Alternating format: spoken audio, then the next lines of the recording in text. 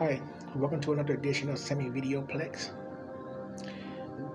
I was asked, when do I feel, since I'm a podcast host of conspiracies, what do I feel was the very first recorded incident of extraterrestrials, UAPs, flying saucers? I know the most popular one is Roswell, 1947. And that really led me to thinking 1947 Roswell incidents, most popular incidents really in the United States history of flying saucers, extraterrestrials. If you know World War II, at the defeat after the defeat of Nazi Germany, the Russians and Americans, they all gathered to see how many scientists of Adolf Hitler, Third Reich, they could bring to Russia or the USA. And a lot of them picked the United States over Russia because they feel Russia would be just like Germany, be a communist country. If you follow World War II, you know Adolf Hitler, his scientists was more superior scientists there was. There was the brilliance. There was the Chinese in the 40s. They was above everyone else. That's why the Russians and Americans, they wanted their scientists. And Adolf Hitler used to experiment with flying saucers. You see videos of Adolf Hitler and his flying saucers, and they go up and then they crash. They go up and then they crash. Now, Roswell, New Mexico took place in 1945.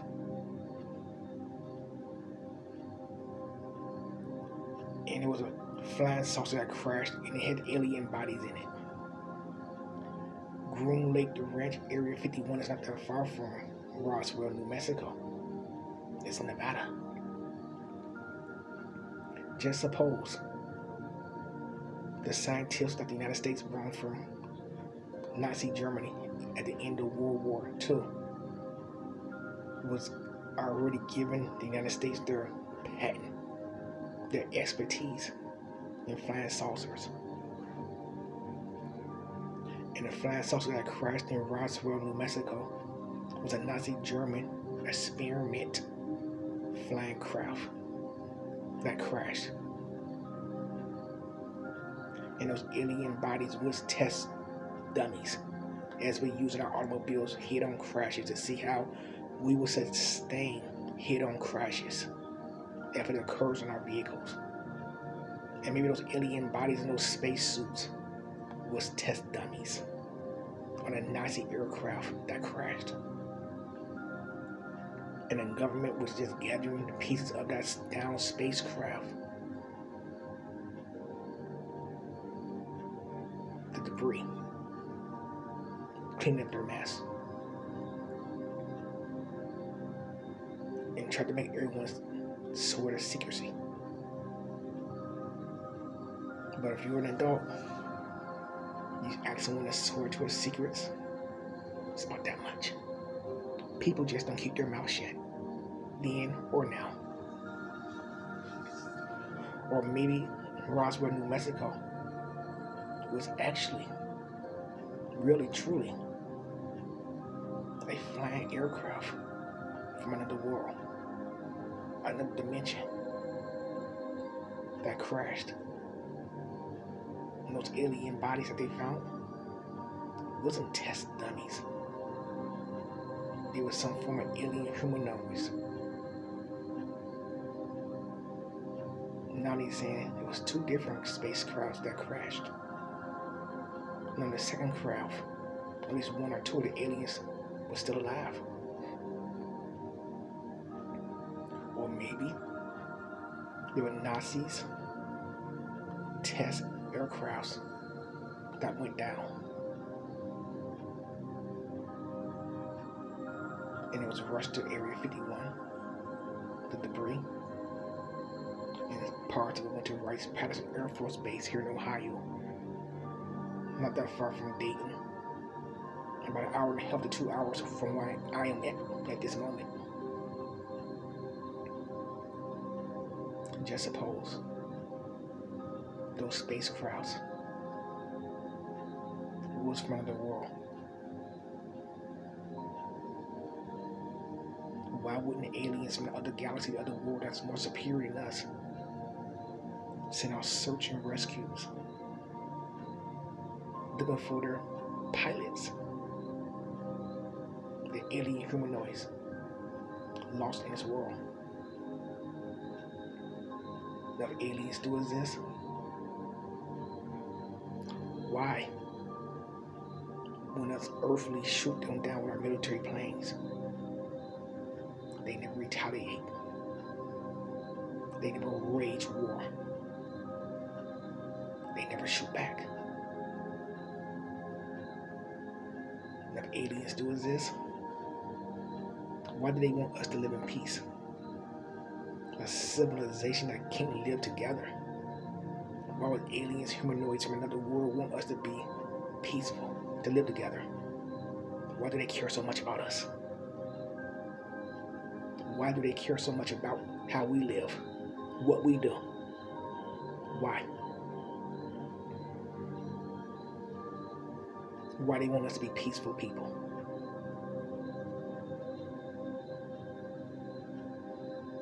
Why whenever war happened, they just shows up around nuclear power plants where nuclear weapons are at? Because if I was put on a flying saucer with more technology than the planet that they're sending me to, the first thing that goes to my mind is I'm gonna conquer this world. Why don't these aliens feel the same way about us? They want to conquer this world and rule this world. On the other hand, look at it like this. Maybe they already rule this world. We have so many organizations and governments, so many secret societies that we know of. But in true reality, we don't know that much about this world we live in because we're kept in secrecy. Our world government, and I always use the word world government because we do have one world government. That's when it's time to work on space stations and space shuttles. All these countries that hate each other go to outer space together. How can they put their differences aside long enough to share to the space station? But on Earth, they cannot put their differences aside enough to live together because it's a conspiracy. War is a conspiracy. That's all it is. It's a conspiracy. And maybe the people that rule this world, that we live on Earth, is part of an organization we never heard of before. No, it's not the Masons or Illuminatis. We heard those names our entire life. I mean, organizations that we never heard of before, and people that we never seen before, and never imagined even existed. You know, those type of people that don't have a social security card number. Those type of people that don't have a driving license. I'm pretty sure they have some kind of license in their wallet that they can drive automobiles and vehicles with and fly anywhere in the world they want to fly on their private jets. But it's totally different than what our driving license is. It's totally different than what our social security card is. Maybe those are aliens that rule this world. And they only tell us how we're going to live. With our homeland securities, and our KGBs, and our Interpols, and our Scotland Yards. They dictate to them, and they dictate to us. That's what it is. There's secret organizations out there that are run by alien humanoids.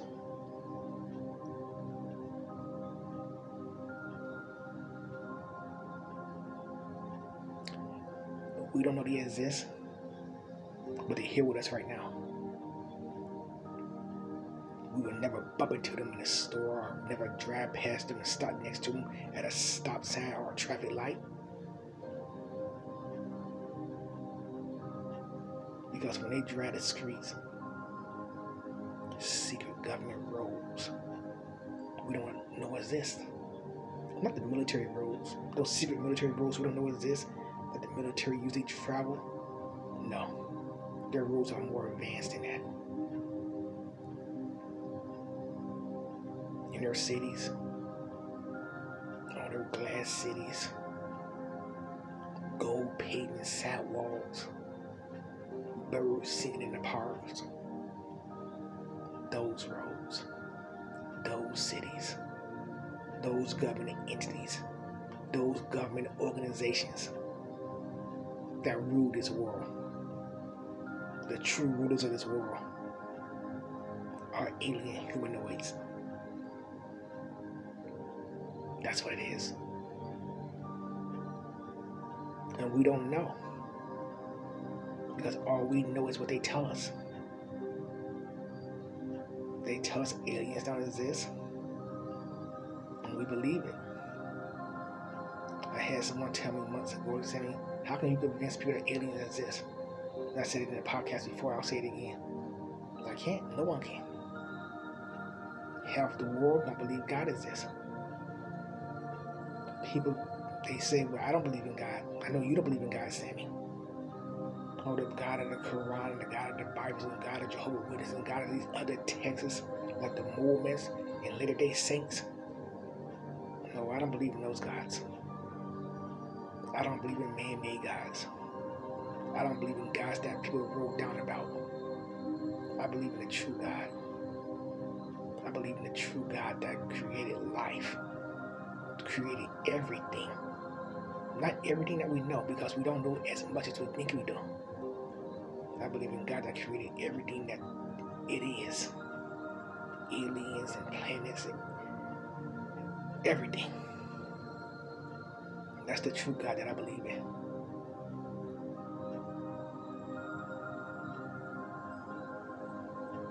The UAPs. When will the world government say they exist? When will the world government say we are not alone? Aliens exist, and we are 100% evidence that they're here on Earth with us, and they do visit this world. Well, do I think that will happen?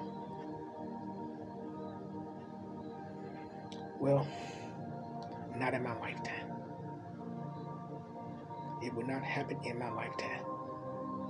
I think I'll be already passed on, deceased, dead. My time will be already over. Before the world government comes out and say, they're aliens. I think I'll be already passed on. It won't happen nowhere near my lifetime. Is our world government working with aliens for technology? No. These cell phones, these laptops, these tablets, smartwatches, satellites in space, NSA's organization that know everything you're doing before you even do it. They read all your emails. They read all my emails and texts. They know what I shop for when I go to Walmart and Myers and Kroger's. They know what I buy when I go to the mall. They know what streets I travel up and down. They know what freeways I take frequency. Because I have GPSs in my car, GPS in my cell phone, tablets, and my smartwatches. Tell me places that I visited last month. Parks I go to. Restaurants I stop by and drive past.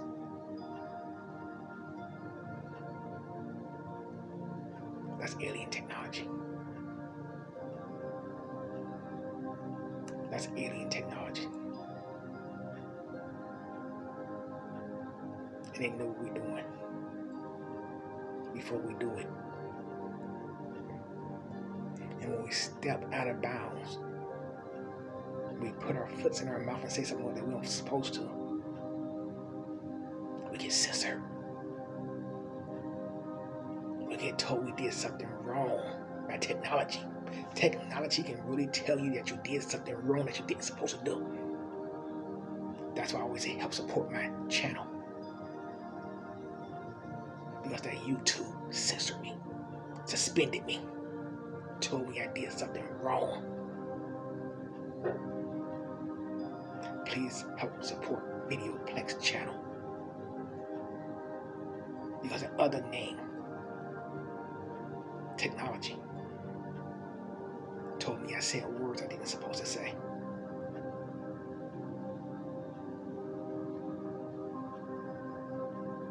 Technology. I was reading a week ago, 2 weeks ago, on Twitter, Elon Musk, CEO of Tesla, is going to invent robots to do all our boring jobs for us.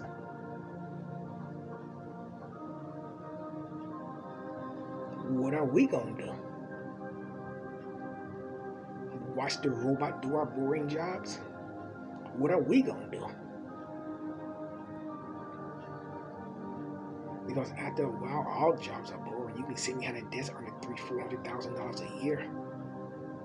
And you get bored because you do the same thing over and over again, and you start coming with business ideas, and business I wish I can open up at home and still work here for my income as my salary. So if Elon Musk and Tesla does invent robots to do our boring jobs for us, what is us mere human beings going to do?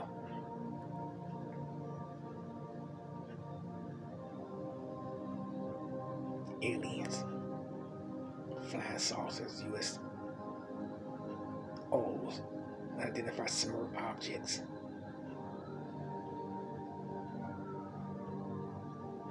Did you know the very first record UFO area phenomenon was in the 1600s by the Puritans? They saw bright lights that lit up the sky. Did you know? It's recorded. I read it online before I started this podcast. I started to read the story to you as I do this podcast. But I've read the stories 2 or 3 times. I know about heart now. And the person who wrote it down his journal was John Wilford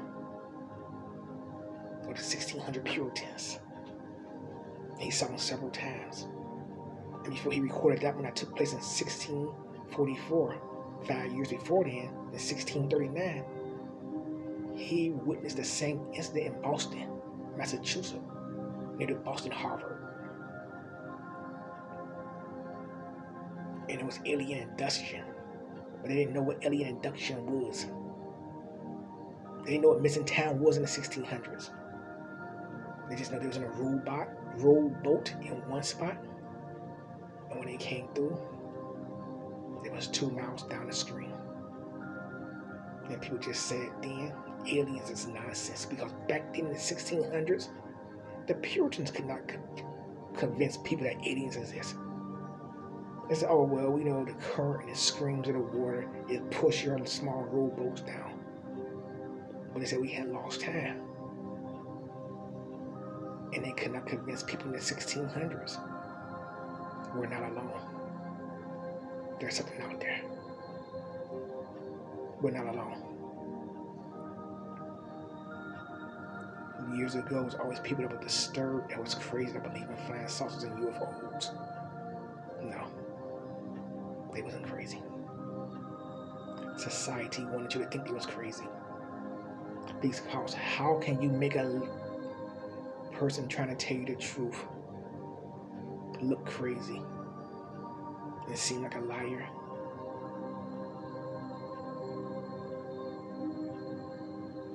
When they tell the truth, just make them look like a liar. I say UFOs exist. The government said they don't exist. Once the government say you must be crazy because aliens don't exist, we have no known fact of no other forms of life in this world but us. After a rather majority of the people will also say there's no life on Earth, you have to be crazy, because that's what was banded in their head. Only insane people believe in life besides us.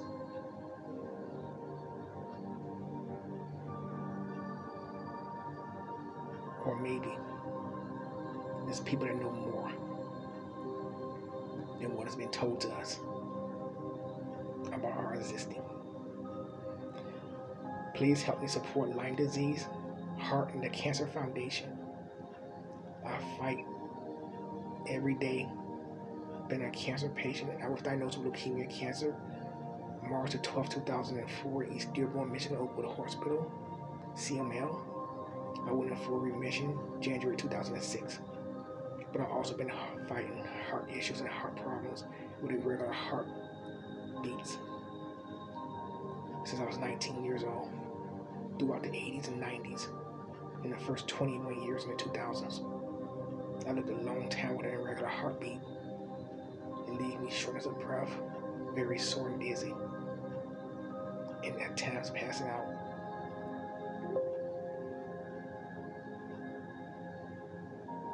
If you feel shortness of breath, please contact